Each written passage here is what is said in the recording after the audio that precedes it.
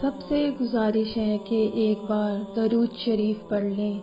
ایک بار درود شریف پڑھنے سے اللہ 10 مرتبہ رحمت فرماتے ہیں صلی اللہ علیہ وآلہ وسلم۔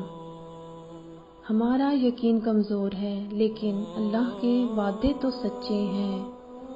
اللہ کا ذکر کرتے رہا کرو، چاہے گھر میں ہو یا راستے میں، کیونکہ جس چیز کے سامنے اللہ کا ذکر کرو گے، چاہے وہ پتھر، پھول، درخت یا کچھ بھی ہو، قیامت کے دن گواہی دے گی، یا اللہ تیرا یہ بندہ تیرے ذکر میں مشغول رہتا تھا۔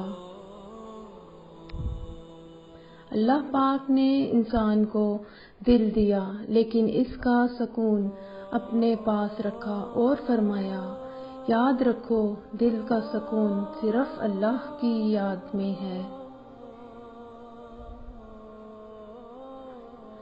اللہ سے رجوع کرنے میں دیر نہ کرو، بے شک اس نے عرش الہی پر تحریر لکھ دی ہے، میری رحمت میرے غضب پر حاوی ہے۔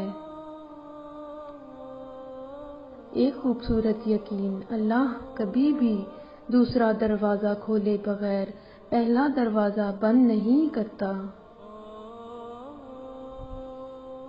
جب تمہیں ذکر اللہ سننا اچھا لگنے لگے تو جان لو کہ تمہیں اللہ سے اور اللہ کو تم سے محبت ہو گئی ہے۔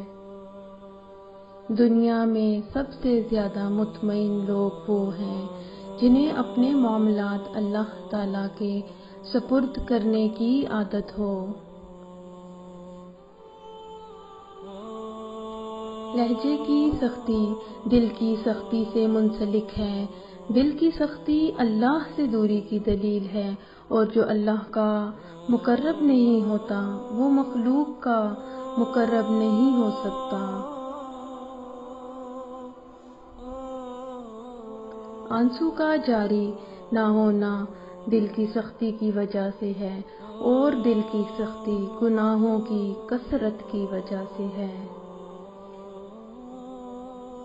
سچائی اور نیکی کا راستہ دشوار ضرور ہے لیکن منزل بہت خوبصورت، برائی کا راستہ بہت آسان سہی لیکن منزل تباہی ہی ہے۔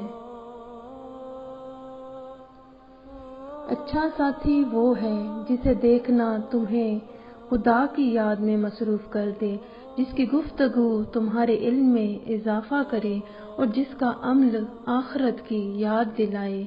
حضرت ابوبکر صدیق رضی اللہ تعالی عنہ فرماتے ہیں، باپ ایک کتاب ہے جس پر تجربات تحریر ہوتے ہیں، اسے اپنے سے دور مت رکھو۔ حضرت علی رضی اللہ تعالی عنہ کا قول ہے، زندگی میں ہر جگہ پھول بکھیرتے جاؤ، ایک جگہ اپنے لیے باغ لگا ہوا پاؤ گے، اور جب وہ کن کہتا ہے تو ہم جیسے ٹوٹے پھوٹے دلوں کو بھی چین، سکون اور اطمینان نصیب ہوتا ہے۔ میرا واسطہ تو اس رب سے ہے جو مانگنے سے پہلے ہی عطا کر دیتا ہے۔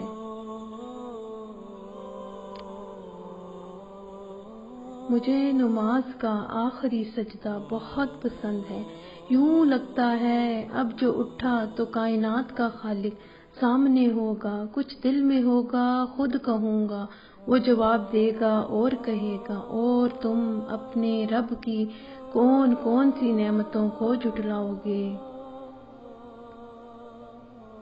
قبر وہ خالی مکان ہے جو صرف اچھے اعمال سے آباد ہو سکتا ہے۔